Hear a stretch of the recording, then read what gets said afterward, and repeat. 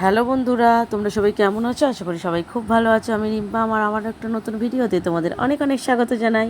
আর দেখতেই পাচ্ছ, সকাল সকাল মা নিয়ে বসে পড়েছে পুজোর সমস্ত জোগাড় করতে। কেন পুজো করতে জোগাড় করতে বসেছে অবশ্যই তোমার সেটা জানাবে। আর আমি এখানে দিচ্ছিলাম আলপনা, যেখানে আমাদের বসে পুজোটা হবে তার ওপরেই আমি দিচ্ছিলাম আলপনাটা।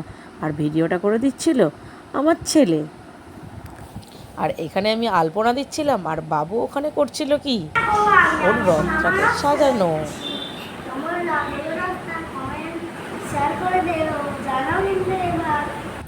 আর তারপরে মায়ের ওখানে পুজোর জোগাড় হয়ে যাওয়ার পর আমি গেছিলাম মা শীতলার পুজো দিতে, কারণ আমাদের বাড়ির পাশেই আছে শীতলা মায়ের মন্দির।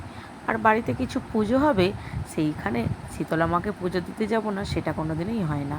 কারণ আমাদের বাড়িতে, আমাদের এখানে যার যাই কিছুই পুজো হোক, মা শীতলাকে সবাই একটু পুজো দিয়ে আসে।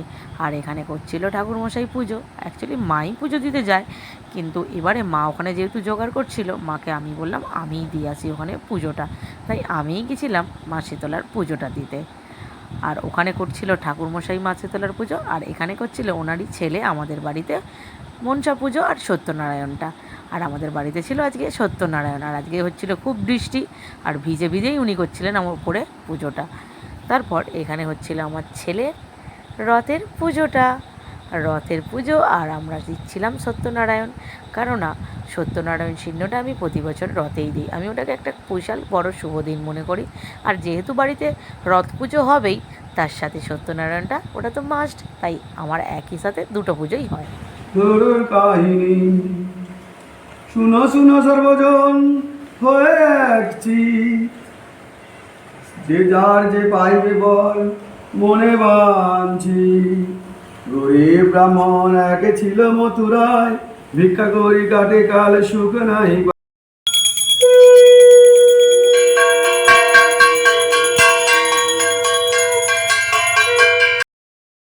ওখানে কি জেলে দেবো?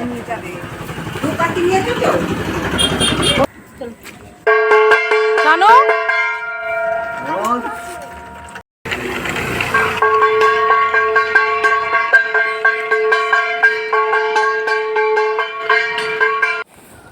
আর দেখতে পাচ্ছ, আমরা বিকেলবেলা বেরিয়ে পড়েছিলাম রথ নিয়ে ঠাকুর মশাই পুজো করে দিয়ে যাবার পর।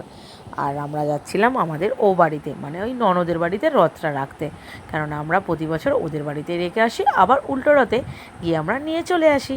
আর ওখানে রথ রেখে এসে আমরাও বেরিয়ে পড়েছিলাম রথ দেখতে যাব বলে। এই দেখো আমাদের রথ, যেটা আমরা দেখতে গেছিলাম।